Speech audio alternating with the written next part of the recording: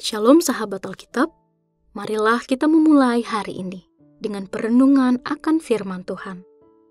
Bacaan Alkitab kita pada hari ini diambil dari Ester, pasalnya yang ketiga, ayat 1 sampai dengan 11.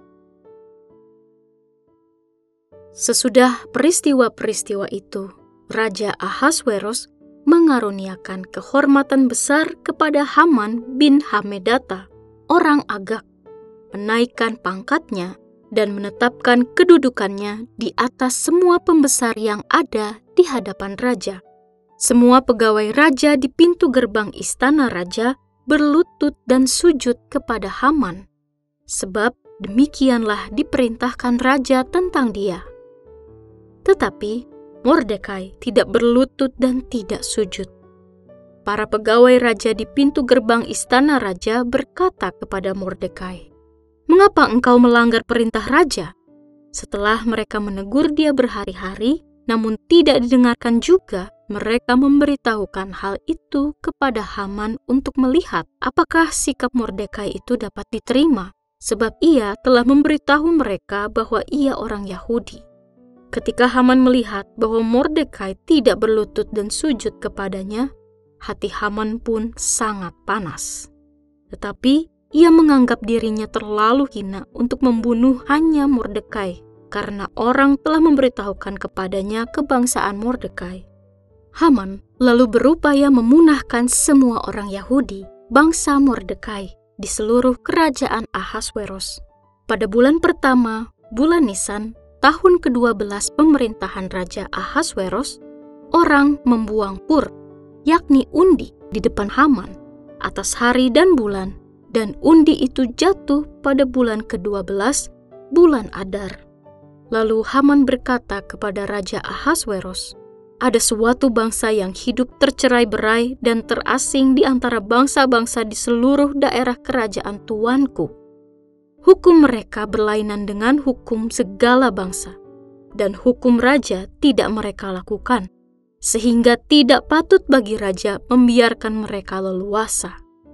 Jika baik dalam pandangan raja, hendaklah dikeluarkan surat perintah untuk membinasakan mereka.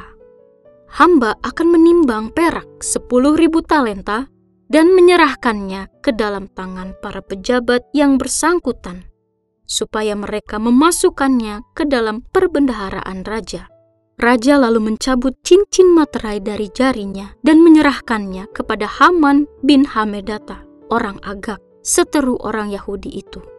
Kata raja kepada Haman, "Perak itu terserah padamu, juga bangsa itu, untuk kau perlakukan seperti yang kau pandang baik." Sahabat Alkitab, akhir-akhir ini kita sering disuguhi berita tentang penyalahgunaan kekuasaan, korupsi, serta tindakan kejahatan yang berakar pada kepentingan pribadi atau segelintir orang. Fenomena ini bukanlah hal baru. Ester pasalnya yang ketiga ayat 1 sampai dengan 11 memberikan gambaran nyata tentang bagaimana ambisi pribadi, kesombongan, dan dendam menjadi penyulut kehancuran. Setelah peristiwa-peristiwa sebelumnya, Raja Ahasweros mempromosikan Haman, seorang Agag, menjadi pembesar kerajaan. Ia merupakan keturunan dari bangsa Amalek, musuh bebuyutan Israel. Mordekai menolak untuk tunduk kepada Haman. Ia melakukannya bukan karena pembangkangan buta, tapi karena kesadaran akan integritas dan sejarah bangsanya. Penolakan ini melukai harga diri Haman. Alih-alih menyelesaikan masalah secara bijak, Haman membiarkan kesombongan dan amarahnya menguasai diri, berujung pada rencana pemusnahan seluruh bangsa Yahudi. Ia mencoba menentukan waktu yang tepat untuk aksinya dengan melempar undian, seolah-olah nasib bangsa Yahudi bergantung pada keberuntungan. Hal yang lebih mengejutkan, Raja Ahasweros menyerahkan otoritas sepenuhnya kepada Haman tanpa penyelidikan. Tindakan tersebut menunjukkan ketidakpekaan seorang pemimpin yang mudah dipengaruhi. Akibatnya, situasi menjadi bertambah buruk. Haman memanipulasi informasi, menyembunyikan identitas Mordekai, yang sebelumnya telah menyelamatkan raja dari upaya konspirasi. Sahabat Alkitab, manusia adalah makhluk yang sangat lihai untuk mengupayakan segala cara asalkan tujuannya tercapai. Itulah yang terjadi pada diri Haman. Apapun diperbuatnya untuk mencapai tujuan. Manipulasi, kebohongan, dan intrik lainnya adalah sarana untuk mencapai tujuan. Mentalitas seperti Haman sebenarnya masih banyak kita temui. Orang-orang rela menindas sesama dan melakukan ketidakbenaran asalkan tujuannya tercapai. Akibatnya, orang lain yang tidak tahu menahu turut menjadi korban. Sebagai umat Tuhan, kita diundang untuk melakukan tindakan-tindakan alternatif melawan kecenderungan tersebut.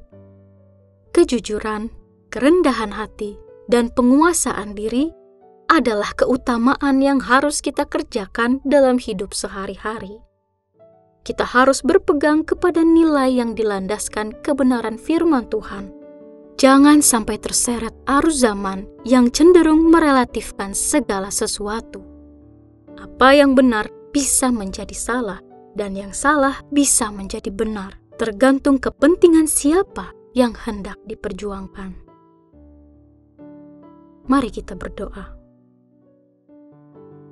Tuhan yang Maha Adil, lindungilah kami dari kesombongan dan godaan untuk menyalahgunakan kuasa.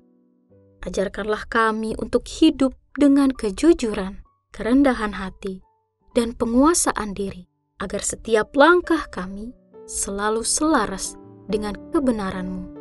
Di dalam nama Tuhan Yesus, kami berdoa. Amin.